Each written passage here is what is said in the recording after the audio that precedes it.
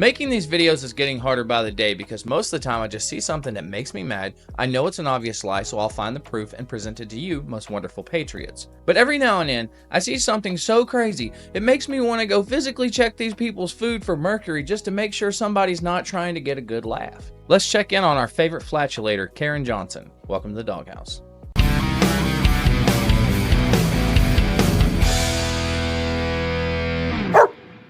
I think part of the problem that the trans community is facing, and it's the same problem that women face, is if you don't know anything about our bodies, you don't know how it works. So when you come in and you say, oh, you know, these are men, you know, competing against women, you're assuming that the women are weak and just can't do anything except be here. Have you seen female athletes? They know what they're doing.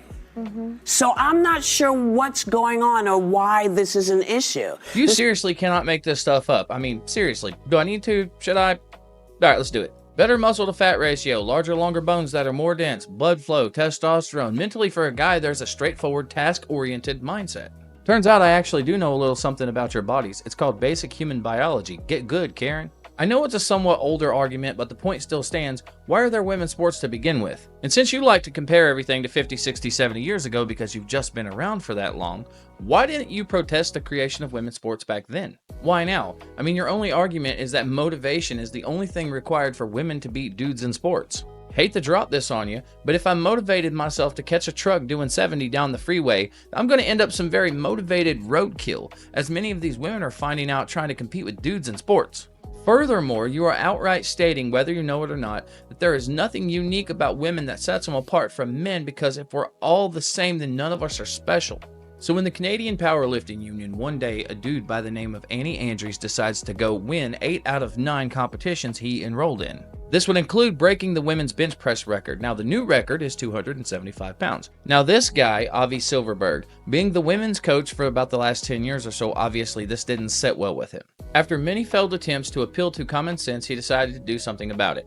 Now the Canadian Powerlifting Union's official policy on gender is, we'll take your word for it. So in other words, you can be a dude walking in off the street, tell them you're a lady, compete, break the record, record the record, tell him you're a dude on the way out, and that's all fine, and that's exactly what he did. He told him to throw 370 on there. Now watch as he struggles. Check it out.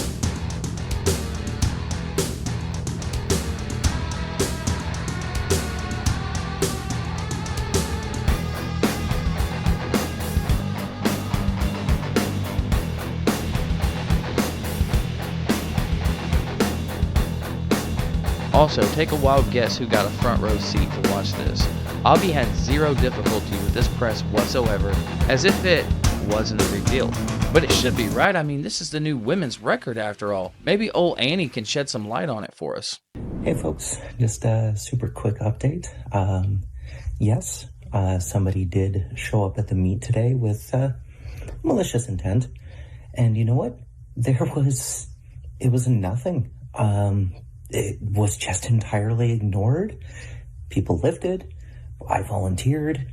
Everyone was happy that I was there.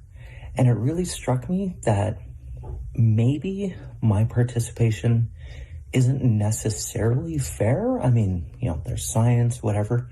But people welcome me because I'm actually nice to people. I show up and I try to make everyone happy. And I think that matters a hell of a lot more than people give it credit for. People want me there because I'm actually nice to people. Just a little thought. I'm all good, and the CPU will continue, and be nice to each other. Lift heavy circles. APU, with the situation with that one lifter claiming to be trans just to get those medals and setting records and all that stuff.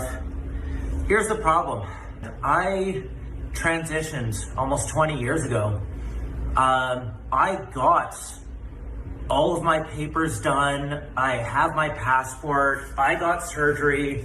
I can prove without any doubt whatsoever that I have gone through every step. Firstly, you yourself outright admit it's not fair, but those who you've mocked don't get to complain about you because you're nice about it as you break their records, their spirit, their will to compete. But you have the right to complain about the person who mocked you because what? He's not nice about it?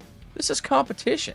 Also, to be clear, Avi only requested to unofficially break the record because he didn't want his name recorded on that spreadsheet because he ain't no woman and he ain't no liberal. If you like what I do, please leave a like. They really help. Consider subscribing, and I'll see you next time. After 20 fights, I was undefeated.